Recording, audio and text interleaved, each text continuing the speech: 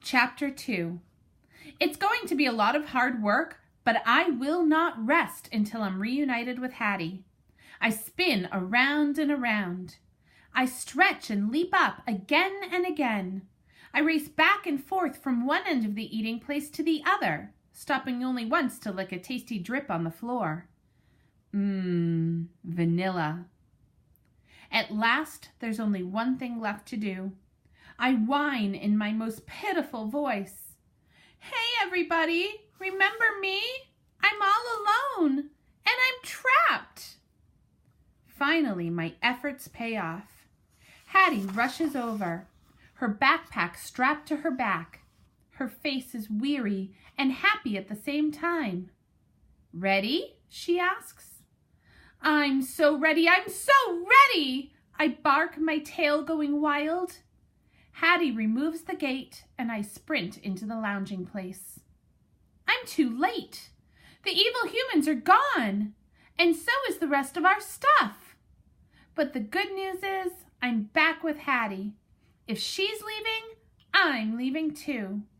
My chest heaves with excitement as Hattie clips the leash to my collar.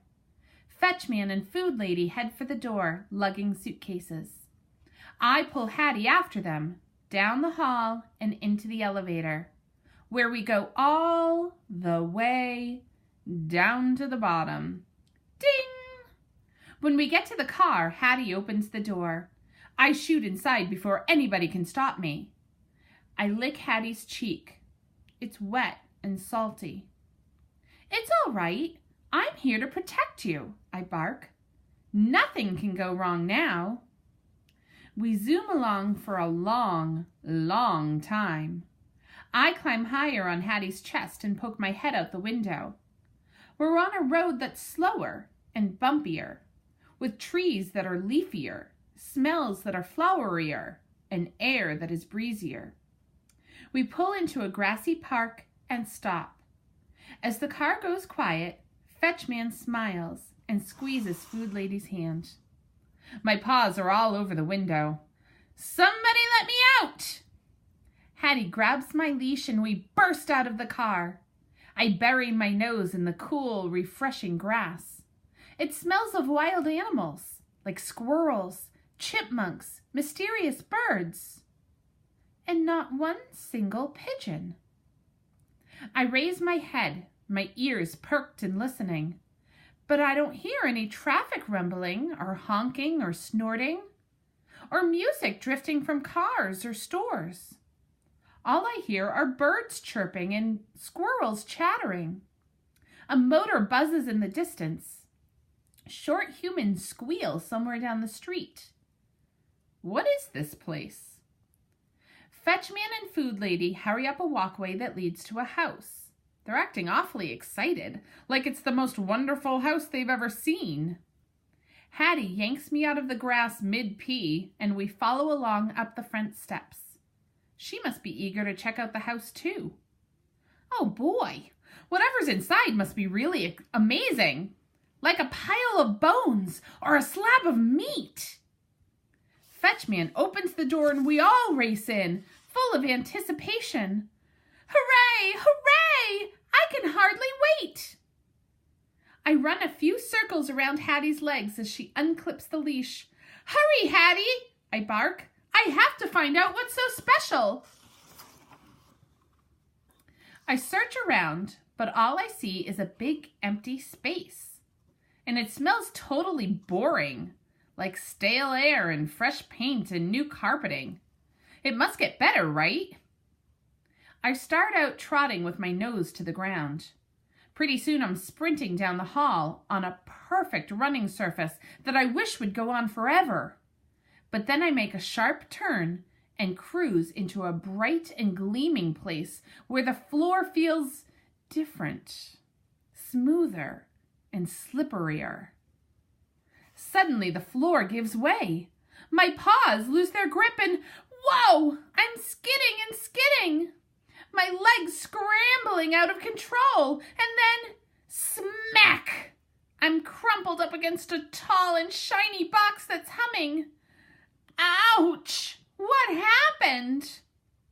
Hattie appears. Fenway, she cries, her voice sounding worried. She stoops next to me. She rubs my head and coos softly in my ear. Food Lady rushes in and crouches next to us.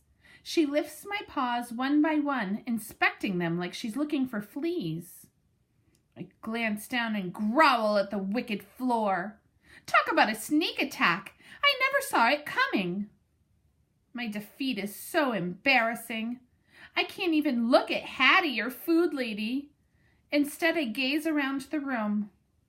It reminds me of our eating place at home, only much, much bigger and emptier. And worst of all, it does not smell anything like an eating place should. It smells really bad, like soap, which can only mean one thing: no food. Food Lady gives me a quick rub, then abruptly goes to the counter. She starts opening drawers. She must be searching for nothing because that's what she's finding, and she's acting rather happy about it. Hattie continues stroking my back and kissing my neck. At least my short human understands how serious the problem is. She wraps her arms around me and rests her head on my back. Fetchman comes striding in like he owns the place. Hey, how are the humans moving around so easily? Does the wicked floor only terrorize dogs? Fetchman sidles up next to Food Lady and wraps his arm around her waist. She tells him something, and he steps away looking concerned.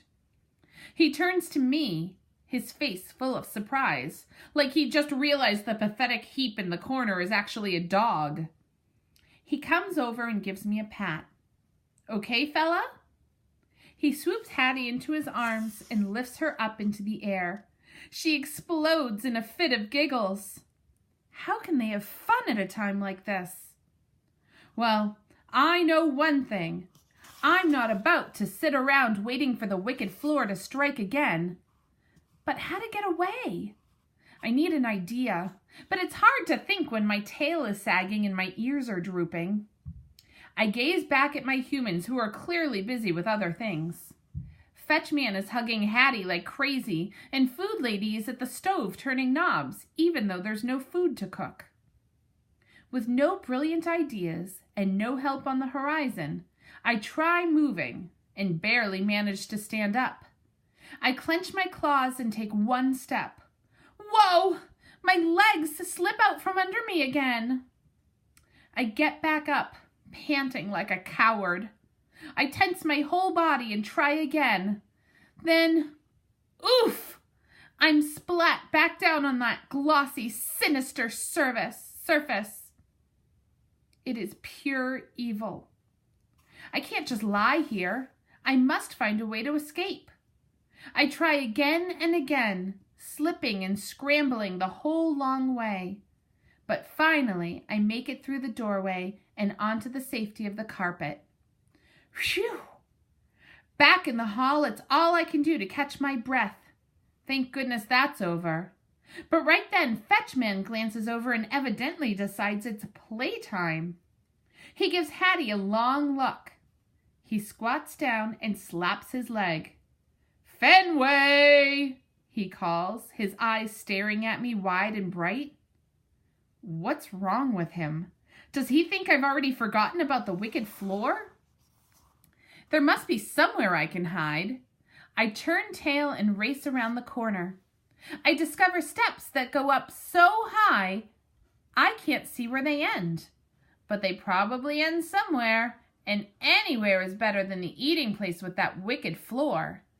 In a flash, I'm all the way at the top, and somebody is right behind me. It's Hattie.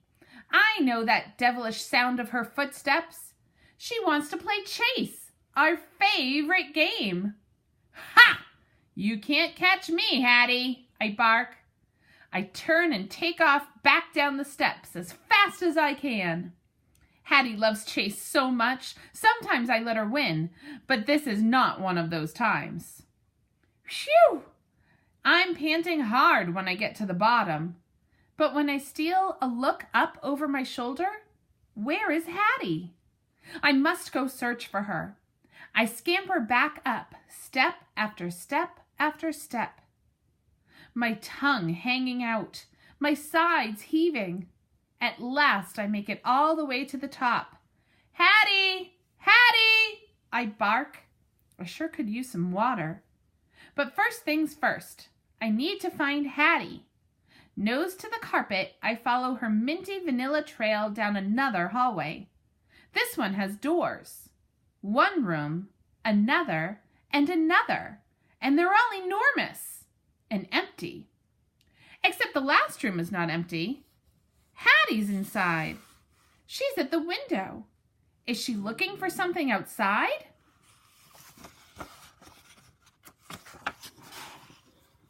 Hooray! Hooray! I bark, rushing in. I found you. Fenway! She turns and bends down. She scoops me into her arms. Best buddies, she sings, snuggling my fur. I lick her chin. We twirl around the huge empty room. Hattie stretches out an arm, like she wants me to see how wonderful it is. Okay. It doesn't smell interesting at all. And there's absolutely nothing in it. Not even one single toy. Hattie hugs me tighter, swaying and dancing. Why is she so happy? Just then, ding-dong sounds float up from downstairs. A doorbell! I squirt out of Hattie's arms. We run through the hall and down the stairs.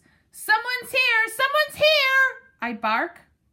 Fetchman and Food Lady are already at the front door, and a loud truck is outside.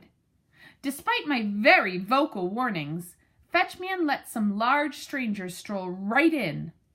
They're carrying big boxes, and they reek of coffee and sweat. Just like, hey, it's those same evil humans who stole our stuff. Fetchman welcomes them in like they belong here. Food Lady bosses them around the empty rooms. Go away! There's nothing here to steal, I snarl. You already took it. But instead of appreciating my hard work, Fetchman smells annoyed. He pulls me farther from the door. As usual, he doesn't get it. Hattie, he scolds.